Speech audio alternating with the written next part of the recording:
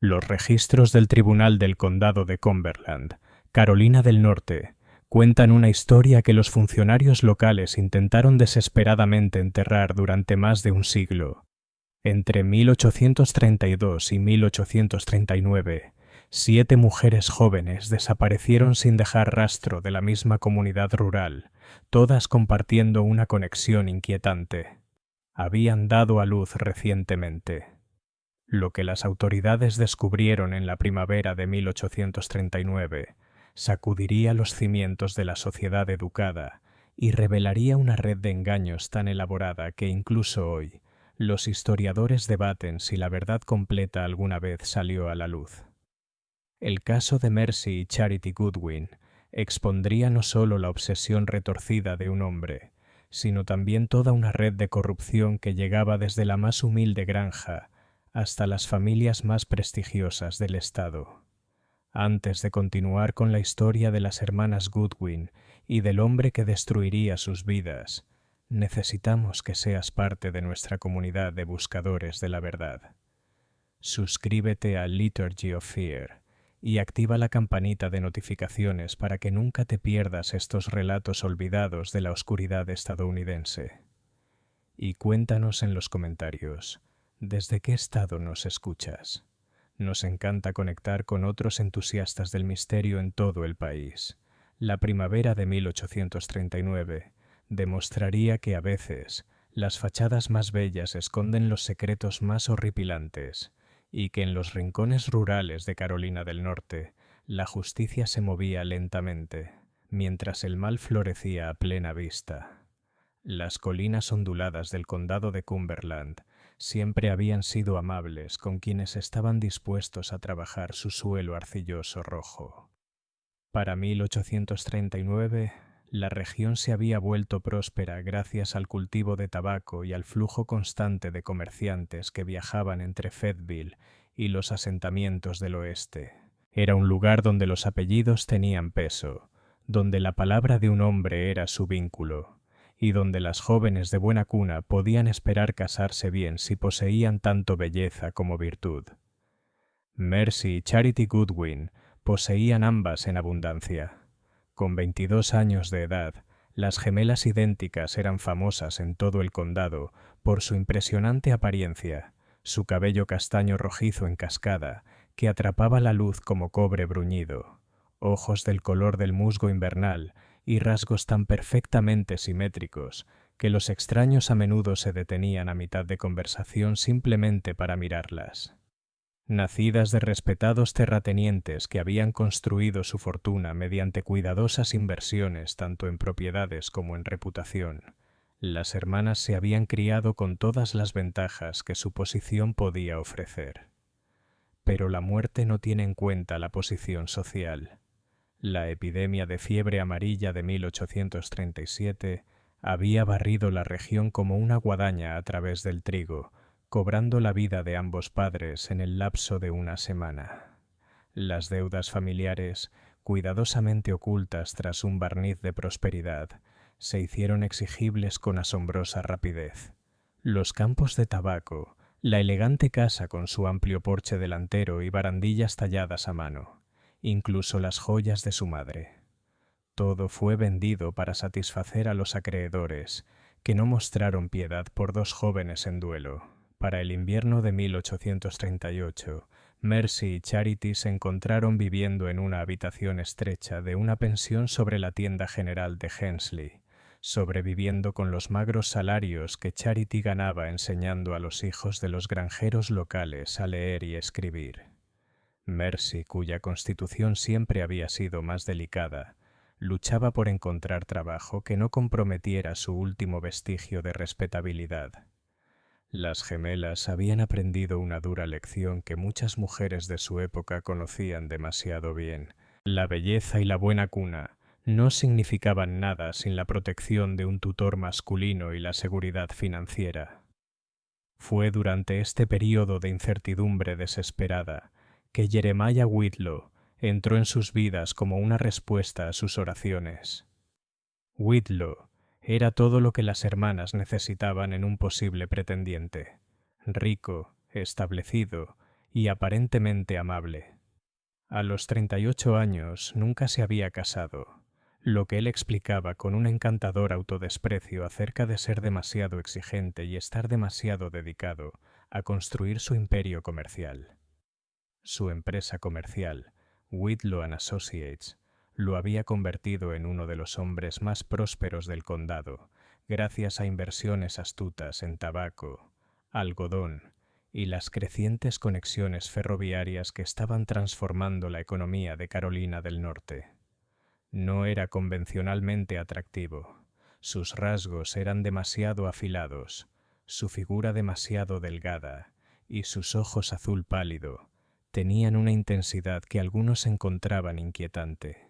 Pero vestía impecablemente, hablaba con el acento refinado de un caballero educado y poseía la clase de confianza relajada que viene con una riqueza sustancial. Lo más importante para las hermanas Goodwin, parecía genuinamente interesado en su bienestar en un momento en que la mayoría de los hombres de su posición ni siquiera reconocían sus circunstancias reducidas. El cortejo de Whitlow era persistente y peculiar. Llegaba a la pensión con regalos costosos, rollos tras rollos de la seda más fina, perfumes importados que costaban más de lo que la mayoría de las familias ganaban en un mes, joyas que brillaban con gemas auténticas. Pero parecía incapaz de elegir entre las hermanas, prodigando igual atención a ambas con una intensidad que rozaba la obsesión. «Ustedes son la perfección hecha manifiesta», les dijo durante una visita particularmente fervorosa, sus ojos pálidos moviéndose entre sus rostros, como si intentara memorizar cada detalle. «La naturaleza nunca ha creado algo tan impecable, tan absolutamente sin defecto ni imperfección». Las gemelas encontraban su devoción halagadora, pero cada vez más incómoda. Había algo en la forma en que las miraba, no como individuos, sino como objetos para poseer y exhibir.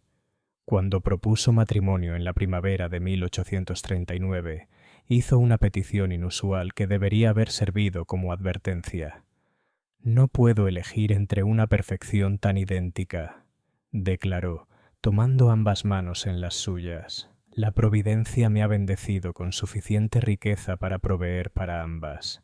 Mercy, tú serás mi esposa ante los ojos de Dios y de la ley. Charity, tú serás mi esposa ante los ojos de mi corazón. Seremos una familia unida no por la convención, sino por la devoción mutua y la necesidad práctica». El arreglo que propuso era poco convencional, pero no inaudito en comunidades rurales donde la supervivencia económica a menudo superaba la decencia social.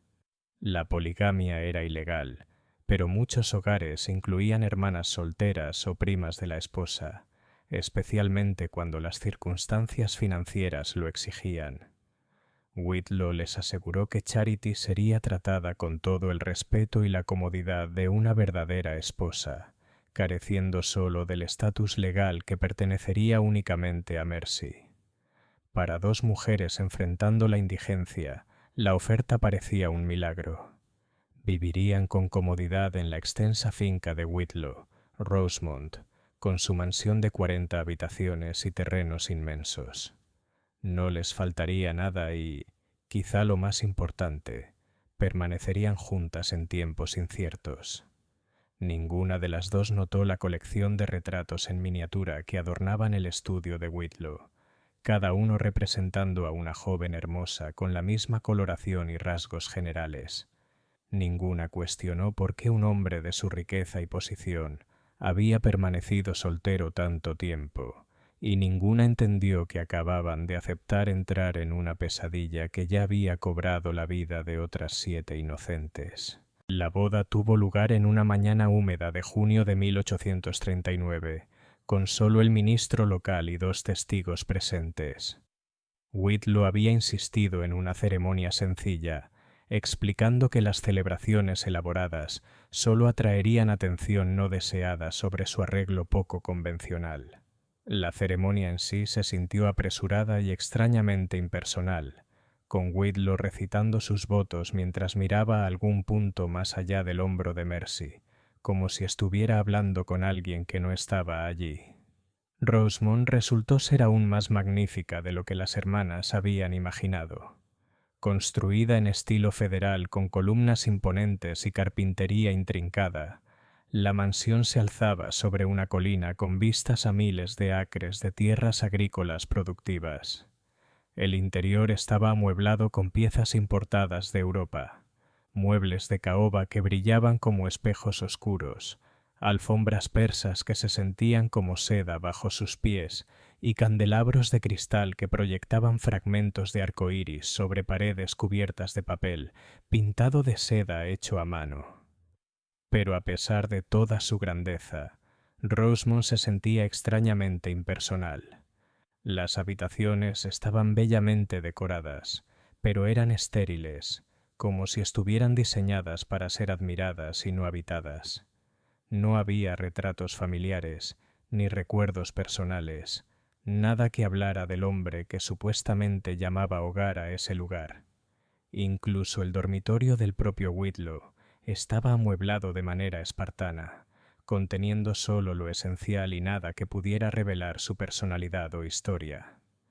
El personal doméstico consistía en una anciana ama de llaves llamada señora Donovan, cuyo acento irlandés era tan espeso que las hermanas a menudo luchaban por entenderla, y dos jóvenes doncellas que parecían perpetuamente nerviosas y rara vez hablaban más que un susurro.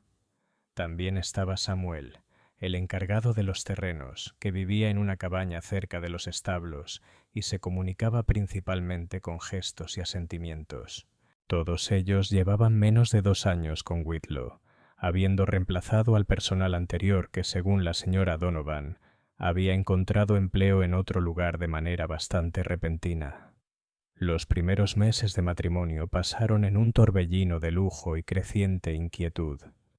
Whitlow era un esposo atento para ambas hermanas, aunque sus afectos parecían ensayados, como si interpretara un papel en lugar de expresar emociones genuinas.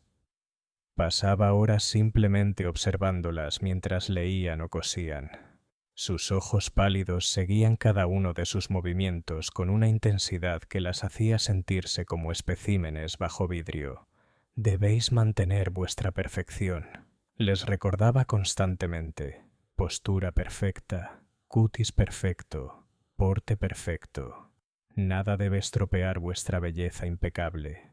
Contrató a una institutriz francesa, Madame Rousseau, para refinar sus modales y su habla. Aunque ambas hermanas habían recibido una excelente educación, trajo a una modista de Charleston para crear todo un vestuario con los vestidos más finos, todos en tonos que complementaban su coloración. Incluso insistió en que siguieran una rutina diaria específica diseñada para preservar su belleza. Paseos matutinos exactamente a las 8:00, períodos de descanso por la tarde para prevenir líneas de fatiga, baños nocturnos en leche y miel importadas.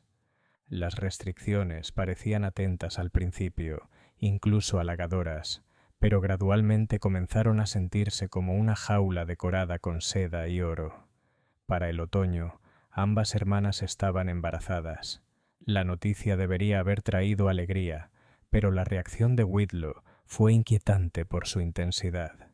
Se volvió obsesivo con cada detalle de sus embarazos, consultando constantemente con el doctor Harrison Fletcher, un hombre nervioso con cabello ralo y manos que temblaban cuando creía que nadie lo miraba. «La línea de sangre debe ser perfecta», le dijo Whitlow al doctor Fletcher durante un examen particularmente incómodo. «Cualquier desviación, cualquier imperfección no puede ser tolerada». Y el doctor Fletcher asentía con fuerza mientras ajustaba sus gafas. «Por supuesto, señor Whitlow. Lo entiendo perfectamente. Todo será manejado apropiadamente». A medida que avanzaban los embarazos, las hermanas comenzaron a notar detalles inquietantes sobre su nuevo hogar. Mercy descubrió una habitación cerrada con llave en el 3er piso que la señora Donovan afirmó que era solo almacenamiento. Nada de qué preocuparse. Charity encontró herramientas de jardinería en la cochera cubiertas con lo que parecía sospechosamente sangre seca, aunque Samuel afirmó que se usaban para sacrificar ganado, a pesar de que Rosemont no tenía animales aparte de caballos. Más inquietantes aún fueron los sueños que comenzaron a atormentar a ambas hermanas. Pesadillas de bebés llorando que parecían provenir de dentro de las paredes mismas, de mujeres pidiendo ayuda desde algún lugar profundo bajo la casa. Se despertaban jadeando y se buscaban la una a la otra en el espacio entre sus camas, encontrando consuelo en saber que estaban experimentando las mismas visiones perturbadoras. «Es solo nuestra condición poniéndonos nerviosas», susurraba Mercy, aunque su voz carecía de convicción. «Por supuesto», respondía Charity, aunque apretaba la mano de su hermana como un salvavidas. Pero los sueños no eran la peor parte. La peor parte era la creciente certeza de que las observaban constantemente, no solo Whitlow, sino ojos invisibles que parecían mirarlas desde cada sombra. La peor parte era darse cuenta de que las magníficas habitaciones de Rosemont resonaban de forma extraña, como si hubiera espacios detrás de las paredes donde el sonido podía viajar libremente. La peor parte era la comprensión cada vez más clara de que la obsesión de su esposo con su perfección no era amor. Era algo mucho más oscuro y peligroso. En una fría noche de diciembre, cuando ambas hermanas entraban en su último mes de embarazo, Charity hizo un descubrimiento que lo cambiaría todo. Mientras exploraba la biblioteca en busca de algo para leer, activó accidentalmente un mecanismo oculto detrás de una de las estanterías. El panel giró hacia adentro, revelando una estrecha escalera que descendía a la oscuridad. Contra todo instinto de autopreservación, encendió una vela y comenzó a bajar. Las escaleras conducían a una sala de sótano excavada en la arcilla roja bajo la casa. Y allí, dispuestos en estantes de madera como trofeos en la guarida de un cazador, estaban las pertenencias personales de mujeres que deberían estar vivas, pero que no se encontraban en ningún sitio. Un vestido de novia de seda color crema, cuidadosamente preservado y con un tenue olor a lavanda. Un par de cepillos de plata grabados con las iniciales MC. Un diario de cuero lleno de la delicada caligrafía de una mujer, las entradas terminando abruptamente a mitad de una frase. Una caja de música que reproducía una melodía inquietante al darle cuerda. Su diminuta figura danzante vestía un vestido idéntico al de la repisa. Objeto tras objeto, pertenencia tras pertenencia, cada uno contando la historia de una vida cuidadosamente borrada. Mientras la vela de Charity titilaba en el aire húmedo, contó 7 colecciones distintas, 7 conjuntos de efectos personales que representaban 7 mujeres que habían desaparecido del mundo tan completamente como si nunca hubieran existido.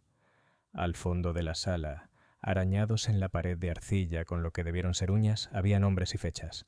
Margaret Crawford, 1832, Sarah Henley, 1833, Rebecca Patterson, 1834, Anna Louise Mackenzie, 1835, Catherine Boone, 1836, Eleanor Pierce, 1837, Helen Garner, 1838. 7 nombres, 7 mujeres, 7 esposas que habían compartido la cama de Jeremiah Whitlow y luego desaparecido después de dar a luz a sus hijos. Mientras la terrible verdad se posaba sobre ella como un sudario, Charity oyó pasos en la escalera superior.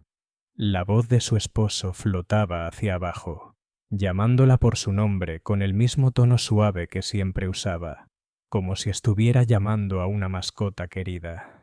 «Charity, mi perfecta, ¿a dónde te has ido ahora?» El conocimiento de lo que yacía bajo Rosemont lo cambió todo para las hermanas Goodwin. Charity compartió su horroroso descubrimiento con Mercy esa misma noche, hablando en susurros mientras se acurrucaban juntas en el dormitorio de Mercy, sus vientres crecientes haciendo que la conversación se sintiera aún más urgente y desesperada. «Tenemos que irnos», susurró Mercy, con las manos protegiendo instintivamente a su hijo por nacer. «Esta noche, antes de que se dé cuenta de lo que encontraste». Pero escapar resultó imposible. A la mañana siguiente descubrieron que sus movimientos estaban siendo cuidadosamente monitoreados. Samuel, el encargado de los terrenos, Parecía aparecer donde quiera que iban, siempre manteniendo una distancia respetuosa, pero nunca del todo fuera de la vista. La señora Donovan de repente se volvió insistente en ayudarlas con las tareas más básicas, alegando preocupación por su delicada condición. Incluso el doctor Fletcher comenzó a hacer visitas diarias, supuestamente para monitorear su salud, pero claramente sirviendo como otro par de ojos vigilando cada uno de sus movimientos. El propio Whitlow se volvió aún más atento, si eso era posible. Se sentaba con ellas durante horas, leyendo en voz alta libros de poesía o discutiendo planes para la guardería, todo mientras sus ojos pálidos se movían constantemente entre sus rostros con esa misma intensidad perturbadora. Cuando mencionaban sentirse confinadas y expresaban el deseo de visitar amigas en el pueblo, él les explicaba suave pero firmemente que tales actividades eran demasiado peligrosas en su estado. «Mis perfectas», solía decir con su voz cultivada pero con un leve filo escondido. «Debéis entender que vuestra seguridad y la seguridad de nuestros hijos son mis principales preocupaciones. Los caminos son traicioneros en invierno, y hay influencias en el pueblo que podrían alterar vuestras delicadas constituciones. Aquí en Rosemont, puedo asegurarme de que nada amenace vuestro bienestar o vuestra perfección». Las hermanas comenzaron a comprender que eran prisioneras en su jaula dorada, pero también se dieron cuenta de que cualquier intento dramático de escape probablemente resultaría en su eliminación inmediata. En su lugar, comenzaron a planear con cuidado, reuniendo información y buscando oportunidades mientras mantenían la fachada de esposas devotas. Charity regresaba al sótano oculto siempre que podía, estudiando las pertenencias de las víctimas anteriores de Whitlow e intentando reconstruir sus historias. El diario de Margaret Crawford resultó particularmente revelador. Las entradas dibujaban un cuadro inquietantemente similar a su propia experiencia. 15 de febrero de 1832. Jeremiah sigue siendo el esposo más devoto. A veces siento que su atención es casi demasiado intensa, como si me estuviera estudiando en lugar de simplemente disfrutar de mi compañía. Pero quizá estoy siendo tonta. ¿Qué mujer no querría tal dedicación? 3 de abril de 1832. Estoy embarazada. La alegría de Jeremiah es indescriptible, aunque habla constantemente de la necesidad de que el bebé sea perfecto. Ha contratado a un médico de Raleigh que hace las preguntas más peculiares sobre la historia de salud de mi familia. 20 de junio de 1832. El doctor Stevens me examinó de nuevo hoy. Lo escuché hablar con Jeremiah sobre planes de contingencia y arreglos alternativos. Cuando pregunté qué querían decir, Jeremiah me aseguró que solo estaban discutiendo preparativos para un parto difícil. Pero, ¿por qué requeriría eso tanto secreto? 10 de agosto de 1832. He estado teniendo los sueños más extraños sobre niños llorando y mujeres pidiendo ayuda. Jeremiah dice: «Es común que las mujeres en mi estado tengan sueños perturbadores, pero estos se sienten tan reales. A veces despierto sintiendo con certeza que hay otras personas en la casa, personas que nunca he conocido». Las entradas terminaban ahí, a mediados de agosto. Si Margaret Crawford hubiera dado a luz a término completo, su hijo habría nacido en octubre o noviembre, pero no había registro de lo que le ocurrió ni a la madre ni al bebé. Mientras Charity investigaba el destino de sus predecesoras, Mercy comenzó a prestar más atención a la dinámica doméstica. Notó que el doctor Fletcher siempre llegaba con un maletín de cuero que parecía inusualmente pesado para simples instrumentos médicos. Observó que la señora Donovan recibía visitas frecuentes de hombres de aspecto rudo que llegaban después del anochecer y se marchaban antes del amanecer. Lo más inquietante de todo fue darse cuenta de que Samuel no era solo un jardinero. Estaba vigilando los caminos, anotando a todos los que pasaban y reportando regularmente a Whitlow sobre cualquier extraño en la zona. Las hermanas también comenzaron a entender el alcance total de su aislamiento. Rosemont estaba situada en una vasta extensión de tierra sin vecinos cercanos. La casa más próxima estaba a más de 3 millas, perteneciente a una anciana viuda que rara vez salía. El camino principal a Fayetteville pasaba a casi 2 millas de la mansión, haciendo imposible que los viajeros casuales notaran algo inusual.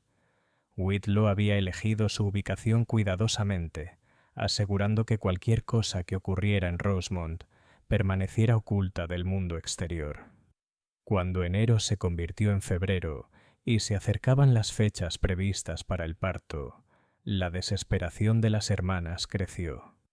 Intentaron enviar una carta a la antigua empleadora de Charity en el pueblo, pero descubrieron que todo el correo saliente estaba siendo interceptado. Intentaron convencer a una de las doncellas para que llevara un mensaje, solo para enterarse de que las jóvenes estaban demasiado aterrorizadas de Whitlow para arriesgarse a provocar su disgusto. Incluso sus intentos de reunir suministros para un posible escape se vieron frustrados cuando descubrieron que su acceso al dinero, ropa de abrigo y transporte había sido restringido silenciosa pero completamente. Se hizo evidente que el control de Whitlow sobre Rosemont era absoluto. Había creado una prisión perfecta donde sus víctimas podían mantenerse cómodas y obedientes hasta cumplir su propósito. El lujo que al principio parecía generosidad se reveló como una trampa sofisticada, diseñada para hacer que escapar pareciera no solo difícil, sino impensable.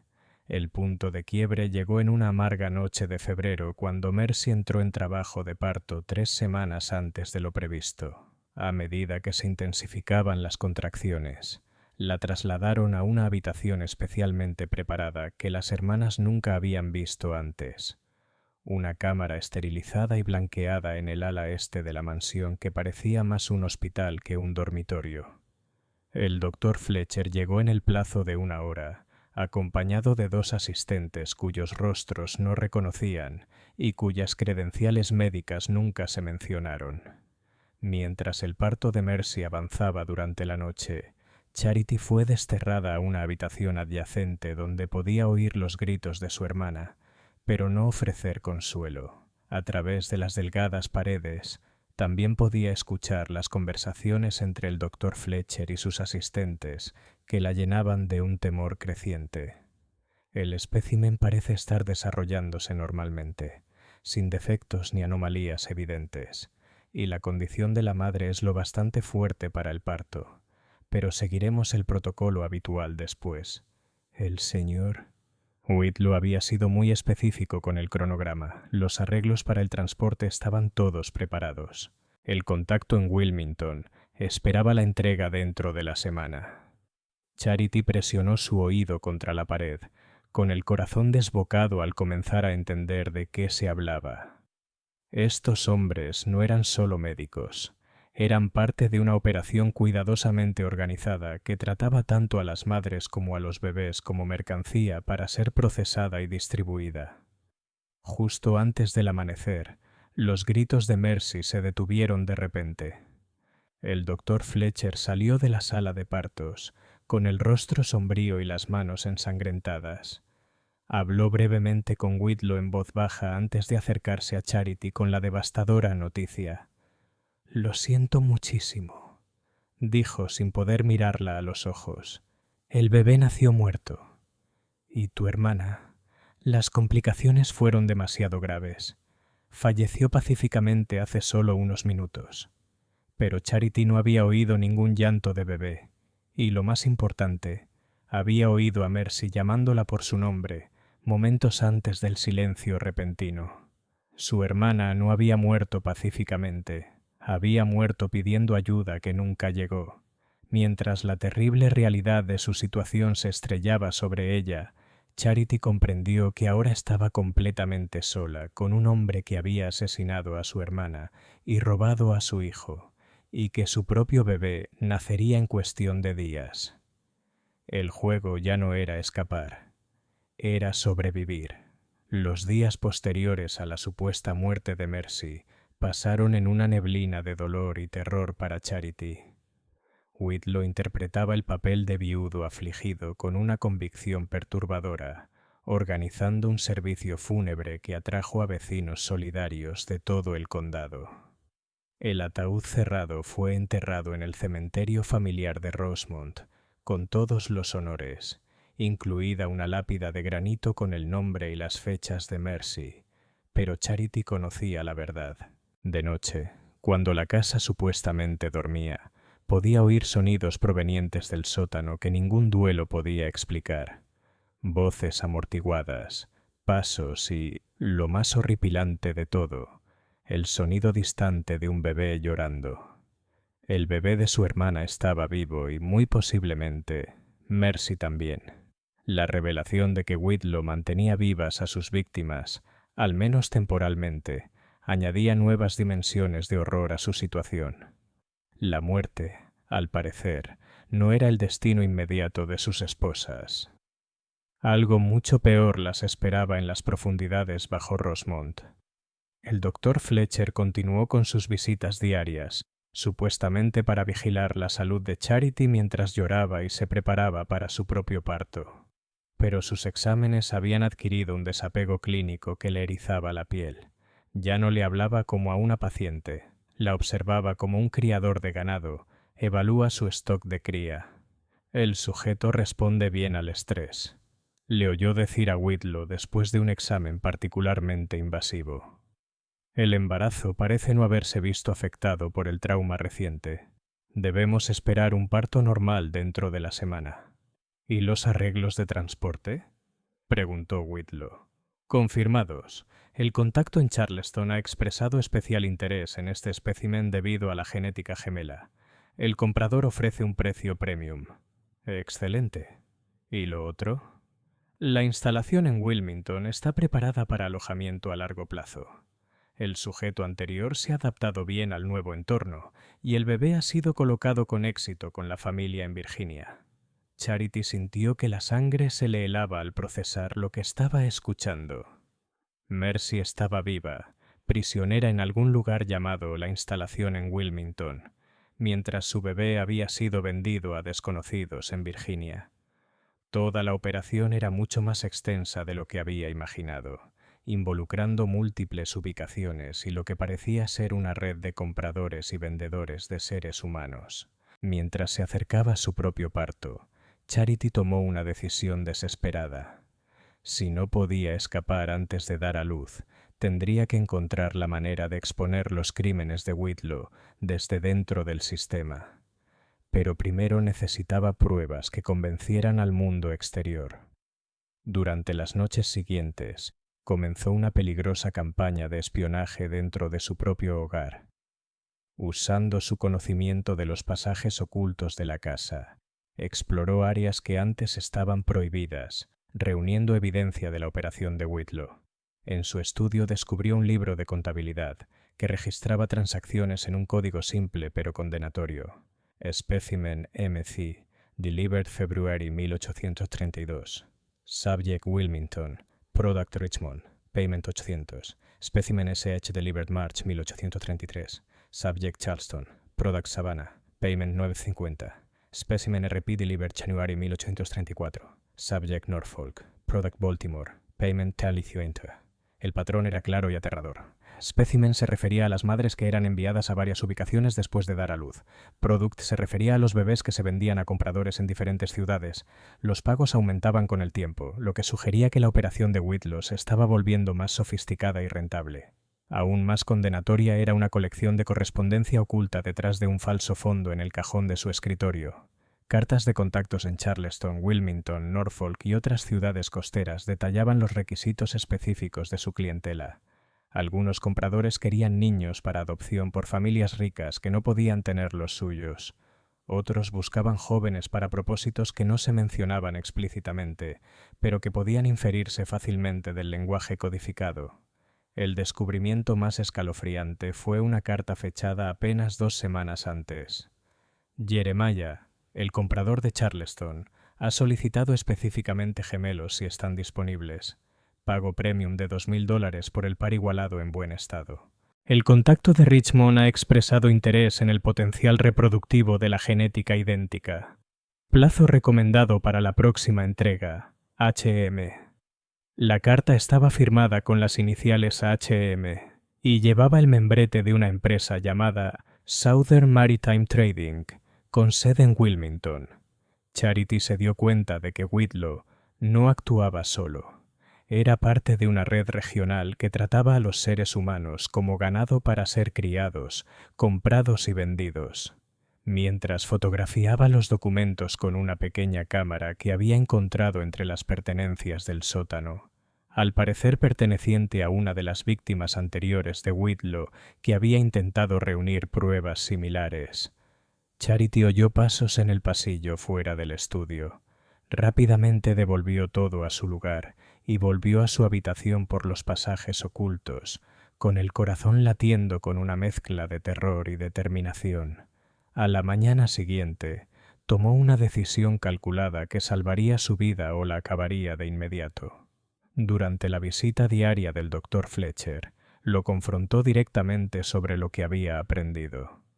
«Sé lo que estás haciendo», dijo en voz baja, fijándolo con una mirada firme que lo incomodó visiblemente. «Sé sobre la instalación en Wilmington, sé sobre los compradores en Charleston y Virginia, y sé que mi hermana sigue viva». El rostro del Dr. Fletcher se puso blanco y sus manos comenzaron su familiar temblor. Por un momento, Charity pensó que él simplemente lo negaría todo, pero en su lugar miró nerviosamente hacia la puerta y luego se inclinó hacia su cama. «No entiendes», susurró con urgencia. «Esto no es. Yo nunca lo pretendí. El señor Whitlow tiene cierta influencia sobre mi situación. Mi licencia médica, la reputación de mi familia. Él sabe cosas que podrían destruir todo lo que he construido». «¿Qué tipo de influencia?», presionó Charity, percibiendo debilidad en su confesión. «Hace años cometí un error durante una cirugía difícil. Un paciente murió por mi negligencia, pero Whitlow ayudó a encubrirlo. Tiene documentos, testigos. Podría arruinarme con una sola palabra ante la junta médica». La voz de Fletcher se quebró bajo el peso de su confesión. «Nunca quise ser parte de esto, pero una vez que estás en la telaraña de Whitlow, no hay escape». Charity se dio cuenta de que el Dr. Fletcher podría ser su único aliado potencial, un hombre atrapado por el chantaje más que por la codicia. Pero antes de que pudiera explorar esa oportunidad más a fondo, oyeron los pasos de Whitlow acercándose por el pasillo. Fletcher retomó de inmediato su comportamiento profesional, pero no antes de susurrar una sola palabra que lo cambiaría todo. «Esta noche». Esa tarde, mientras Charity yacía en su cama fingiendo dormir, oyó regresar al Dr. Fletcher a Rosemont. Pero en lugar de su habitual maletín médico, llevaba algo mucho más peligroso: una linterna, cuerda y lo que parecía ser una pequeña pistola escondida en su abrigo. El doctor había tomado su decisión. La pregunta ahora era si venía a rescatarla o a asegurar su silencio permanente. El regreso de Fletcher a medianoche marcó el comienzo de las horas más peligrosas de la vida de Charity. Mientras yacía en su habitación oscura, escuchando las conversaciones en susurros que resonaban por los pasillos de la mansión, se dio cuenta de que lo que estaba a punto de suceder determinaría no solo su destino, sino el destino de cada mujer que pudiera caer en la trampa de Whitlow en el futuro. Las conversaciones se acercaban y pudo distinguir voces concretas: los susurros nerviosos de Fletcher, las órdenes tranquilas de Whitlow y una tercera voz que no reconocía, más profunda, más áspera, con un acento que sugería orígenes muy lejanos de la sociedad educada de Carolina del Norte. «El calendario se ha adelantado», oyó decir a Whitlow. «Necesitamos completar la transferencia esta noche antes de que surjan complicaciones». «Pero el parto no está previsto hasta dentro de 4 días», protestó Fletcher. «Inducir el parto prematuramente podría provocar complicaciones que reducirían el valor del producto. El valor del producto es secundario frente a la seguridad operativa». Interrumpió la voz del desconocido. Hemos recibido noticias de que alguien en Fayetteville ha estado haciendo preguntas sobre mujeres desaparecidas. Cuanto más esperemos, mayor será el riesgo de exposición. El corazón de Charity latía con fuerza al darse cuenta de que estaban discutiendo su destino inmediato. Alguien en el pueblo había notado el patrón de desapariciones y estaba investigando. La red se estaba preparando para eliminar las pruebas, lo que significaba acelerar su parto y su posterior eliminación. Oyó pasos acercándose a su habitación y fingió dormir rápidamente, controlando su respiración a pesar del pánico que recorría sus venas. La puerta se abrió lentamente y pudo sentir la presencia de varias figuras entrando. Con los ojos apenas entreabiertos, vio a Whitlow con un maletín médico, a Fletcher con sus manos temblorosas y a un tercer hombre que nunca había visto antes. Alto, de hombros anchos, con el porte de alguien acostumbrado a la violencia. El sedante debería hacer efecto en cuestión de minutos, susurró Fletcher mientras se acercaban a su cama. Pero quiero que quede constancia de que actúo bajo coacción. Esto viola todos los principios de la ética médica. Sus principios están anotados y son irrelevantes, respondió Whitlow con frialdad. Administre la inyección. Mientras Fletcher se acercaba con una jeringa, Charity tomó una decisión en una fracción de segundo que le salvaría la vida. En lugar de seguir fingiendo dormir, se incorporó de repente y habló directamente al doctor con una voz lo bastante fuerte para que resonara por toda la mansión. Doctor Fletcher, estoy teniendo contracciones fuertes. Creo que el bebé viene de manera natural ahora mismo. El desarrollo inesperado sumió a los tres hombres en confusión. Fletcher dejó caer la jeringa, que se rompió en el suelo de madera. La expresión cuidadosamente controlada de Whitlow se resquebrajó, revelando la fría furia bajo su fachada gentil. El desconocido metió la mano dentro de su abrigo, presumiblemente en busca de un arma, pero vaciló cuando Charity gritó de nuevo en aparente agonía. «El trabajo de parto parece ser genuino», dijo Fletcher tras un examen apresurado, su formación médica imponiéndose a su miedo. «Las contracciones son regulares y fuertes. Puede que no necesitemos inducir después de todo». Lo que ninguno de ellos sabía era que Charity llevaba horas cronometrando contracciones falsas, preparándose exactamente para este momento. Su actuación era lo bastante convincente para obligarlos a seguir su protocolo preparado, pero lo bastante temprana como para potencialmente alterar sus planes cuidadosamente trazados. Mientras los hombres se preparaban para un parto inmediato, Charity vio algo que le llenó de esperanza y terror a la vez. A través de la ventana de su dormitorio podía ver luces moviéndose por la carretera principal, múltiples antorchas o linternas acercándose a Rosemont en la oscuridad previa al amanecer. Alguien venía y, dada la hora y el número de luces, no era una visita social. Whitlow notó las luces al mismo momento. Su rostro se volvió pálido y se giró hacia el desconocido con un pánico apenas controlado. «¿Cuánto tiempo tenemos?», exigió. «Quizá 30 minutos antes de que lleguen a la casa», respondió el hombre mirando entre las cortinas. «Parece un grupo del sheriff. Quizá 6 u 8 hombres. Alguien debió hablar». La revelación de que las fuerzas del orden se acercaban a Rosemont transformó toda la dinámica. La operación de Whitlow, tan cuidadosamente oculta durante años, finalmente enfrentaba la exposición, pero en lugar de rendirse, eligió la escalada. «Prepare el protocolo de emergencia», ordenó al desconocido. «Fletcher tiene 15 minutos para completar el parto. Después de eso, implementamos contención total». Charity no necesitaba preguntar qué significaba contención total. Planeaban eliminar todas las pruebas de sus crímenes, lo que sin duda incluía matarla a ella, a su hijo por nacer y a cualquiera que pudiera testificar en su contra. Mientras Fletcher comenzaba a preparar a regañadientes un parto forzado, Charity notó que la señora Donovan había aparecido en la puerta.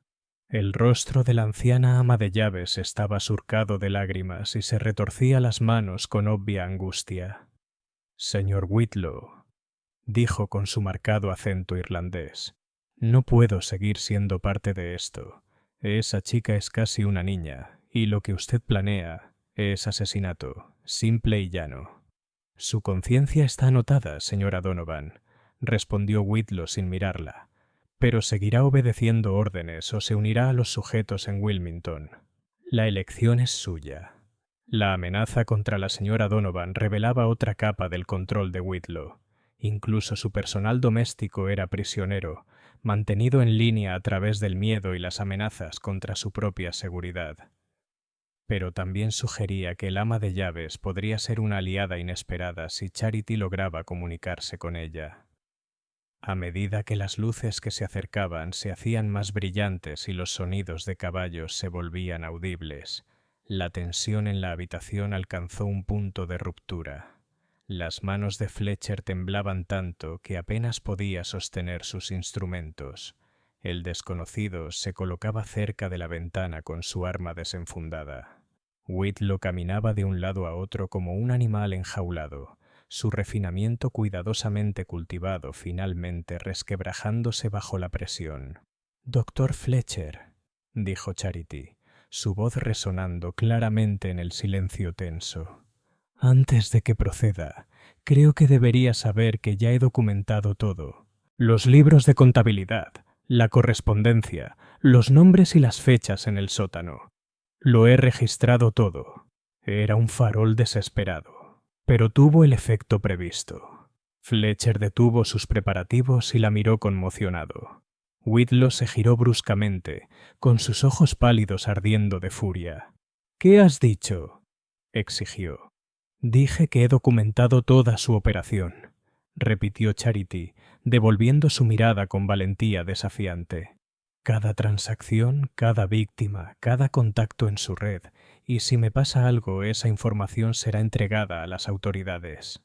El farol era parcialmente cierto. Había visto los documentos y memorizado detalles clave, pero no tenía forma de enviar la información a nadie.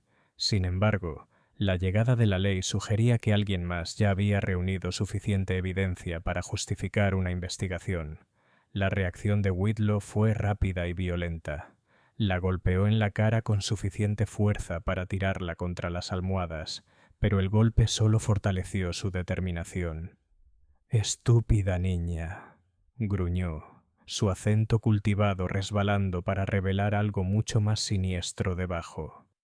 «¿Crees que tus patéticos intentos de heroísmo te salvarán?», gruñó Whitlow.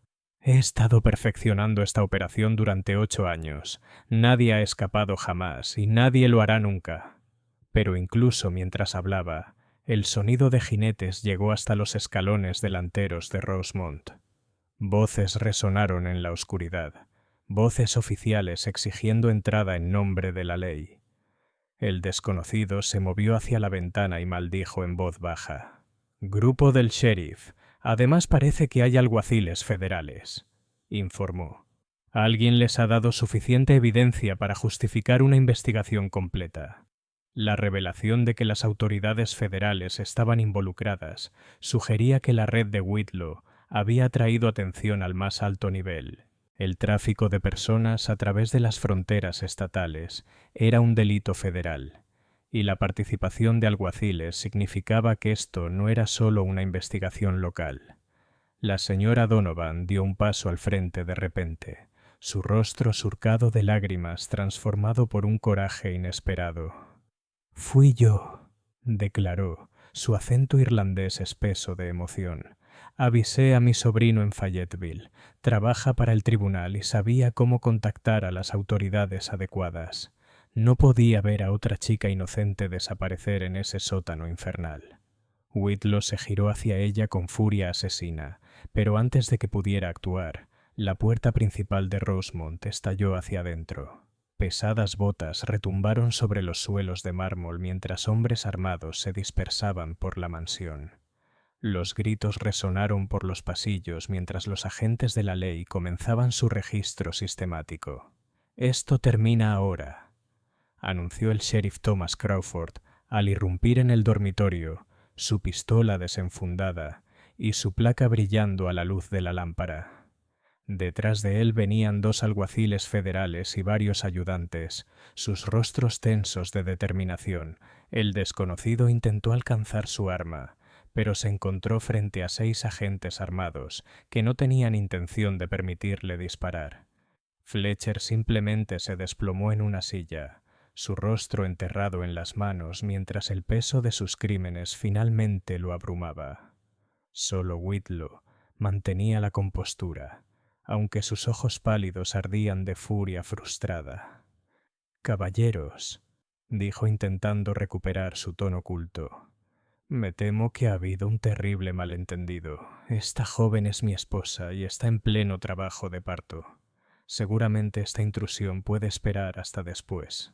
«Guarde sus mentiras para el juez», lo interrumpió el sheriff Crawford.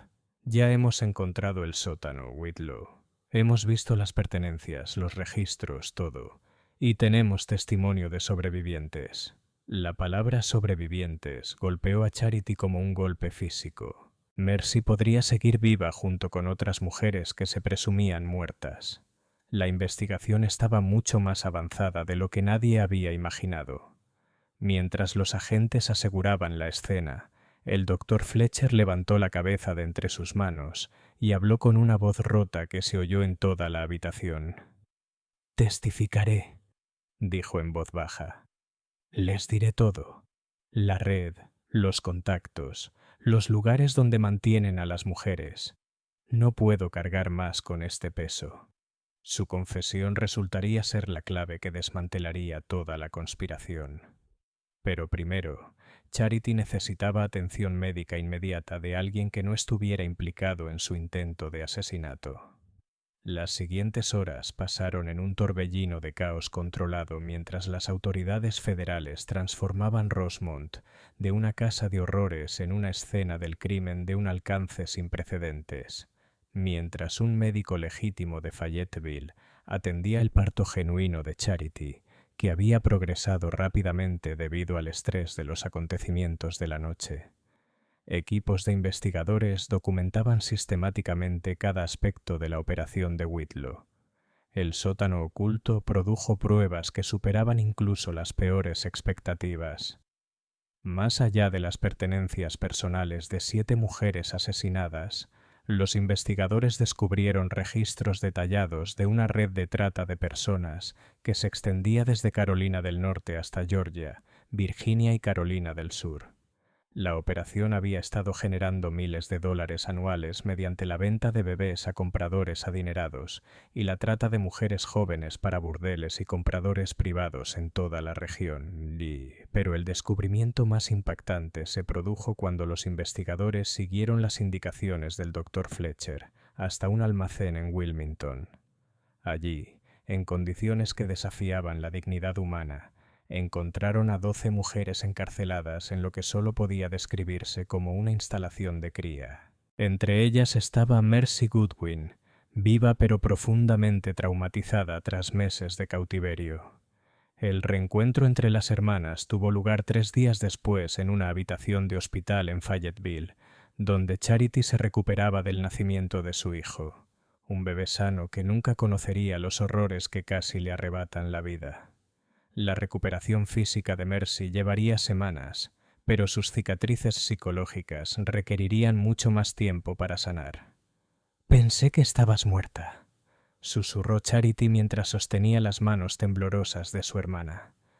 «Cuando me dijeron que habías muerto en el parto, me dijeron lo mismo de ti», respondió Mercy, su voz hueca de trauma recordado.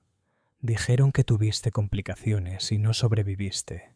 Usan esa mentira para romper nuestro espíritu, para hacernos creer que no tenemos nada por lo que luchar».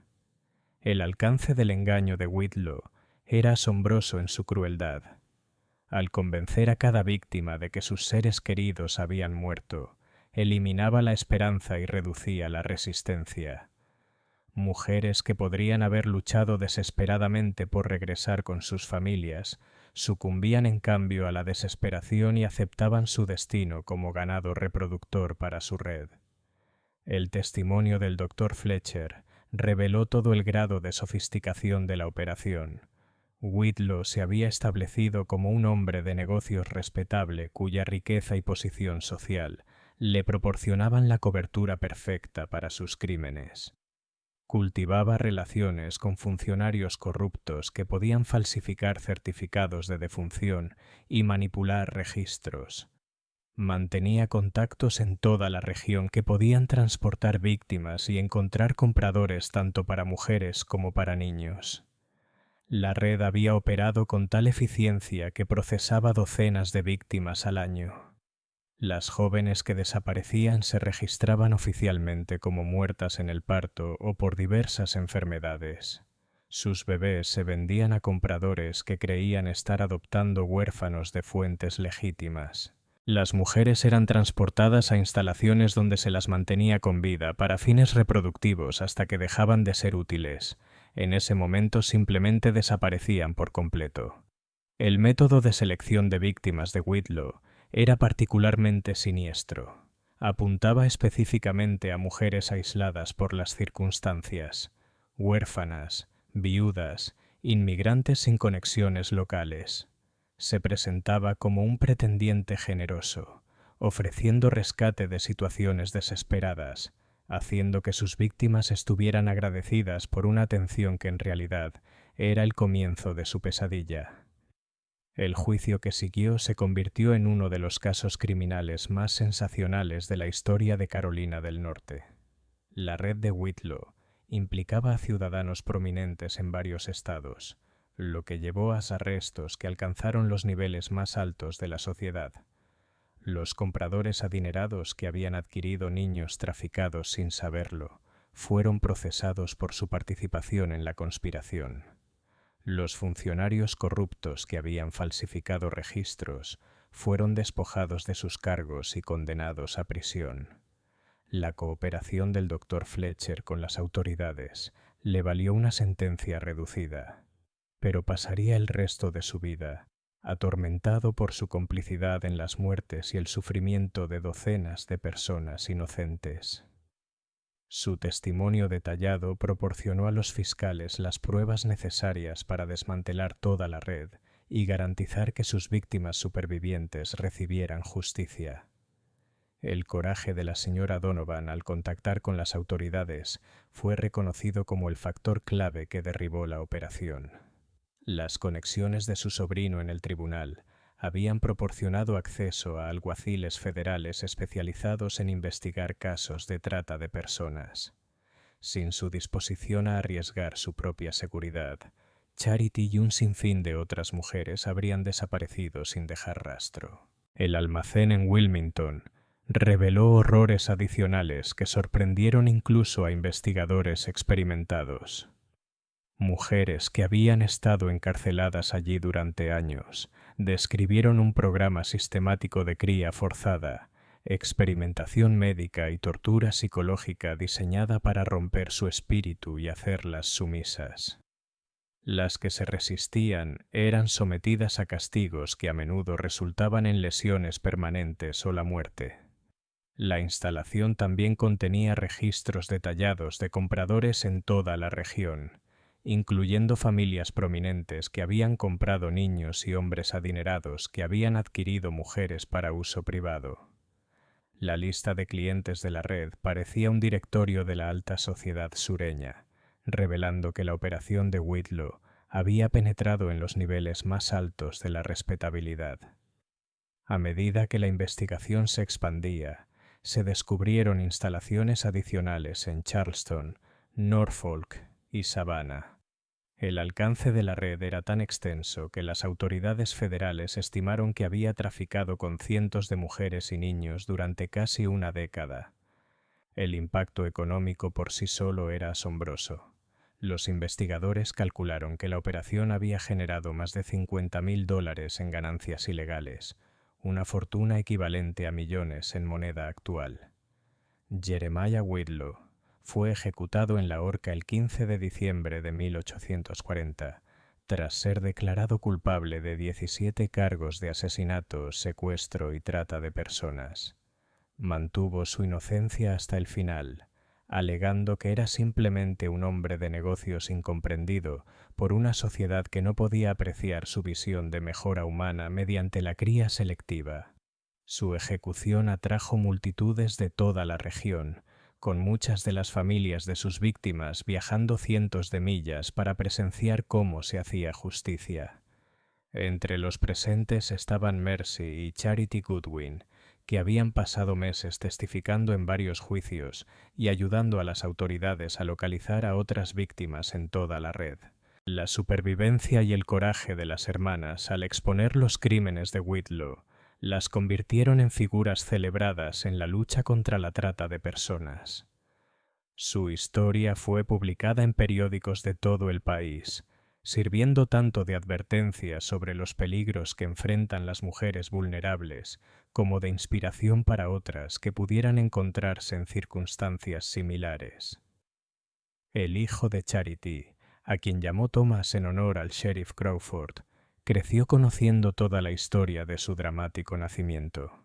Más tarde se convertiría en un abogado prominente especializado en casos de delitos contra mujeres y niños, dedicando su vida a garantizar que depredadores como Whitlow nunca pudieran volver a actuar con impunidad. Mercy finalmente se casó con un amable ministro de Fayetteville, quien la ayudó a sanar de sus experiencias traumáticas.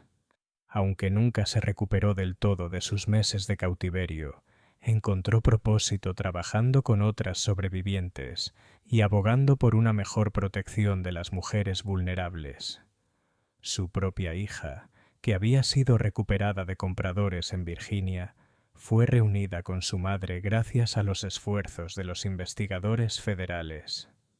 La finca Rosemont se vendió para pagar restituciones a las víctimas de Whitlow y sus familias.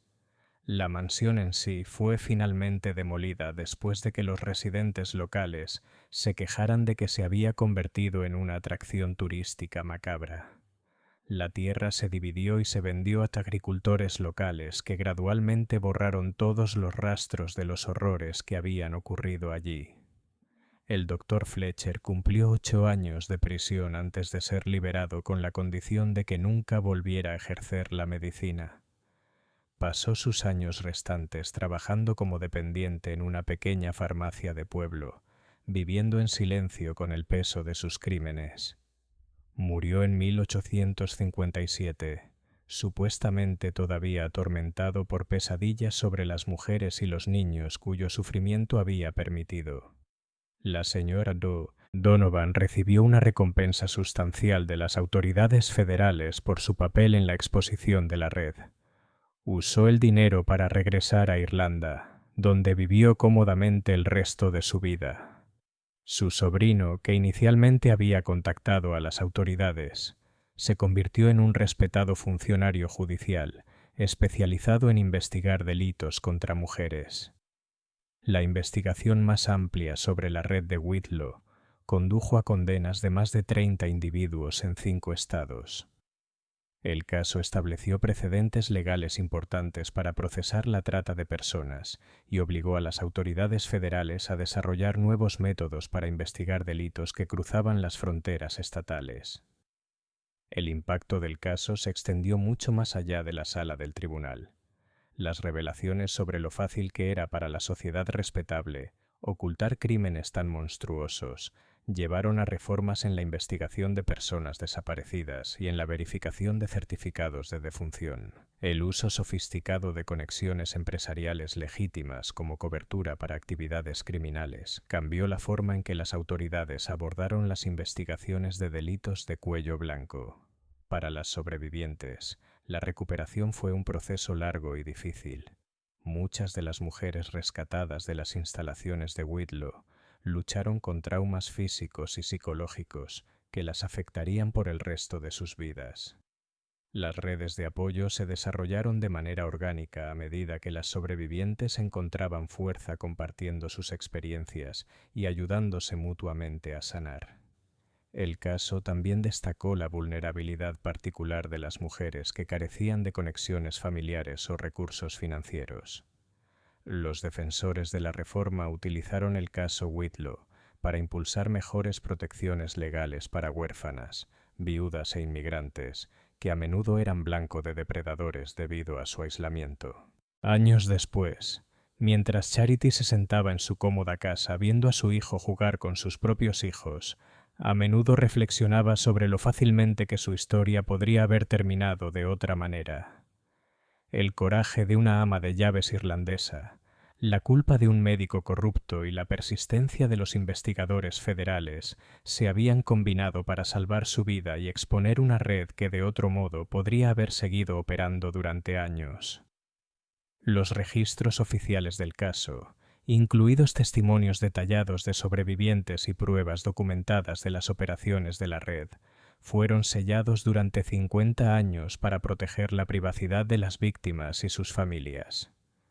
Cuando finalmente se abrieron a investigadores en 1890, proporcionaron a los historiadores una visión sin precedentes de los crímenes ocultos que florecieron en la sociedad estadounidense anterior a la Guerra Civil. Pero quizá el impacto más duradero del caso Whitlow fue su demostración de que incluso las empresas criminales más sofisticadas podían ser derribadas por el coraje de personas ordinarias dispuestas a arriesgarlo todo por la justicia. La decisión de la señora Donovan de contactar a las autoridades, la cooperación eventual del Dr. Fletcher con los investigadores y la determinación de las hermanas Goodwin por sobrevivir y exponer la verdad se habían combinado para salvar innumerables vidas y hacer justicia por las muertas. La historia de Mercy y Charity Goodwin sirve como un recordatorio de que, en los rincones más oscuros de la historia estadounidense, la trata de personas y la explotación prosperaron bajo la protección de la riqueza, la respetabilidad y el aislamiento social. Pero también demuestra que la justicia, aunque a veces retrasada, aún podía lograrse mediante los esfuerzos combinados de individuos valientes dispuestos a luchar por lo que era correcto. ¿Qué piensas de esta historia? ¿Crees que se reveló todo sobre la red de Whitlow? ¿O podría haber habido otras instalaciones y víctimas que nunca se descubrieron? Deja tu comentario abajo y comparte tus pensamientos sobre este oscuro capítulo de la historia estadounidense. Si disfrutaste de este relato de supervivencia y justicia, suscríbete a Liturgy of Fear, activa la campanita y comparte este vídeo con alguien que aprecia historias de valentía frente a un mal inimaginable. La verdad sobre nuestro pasado, por perturbadora que sea, merece ser contada y recordada.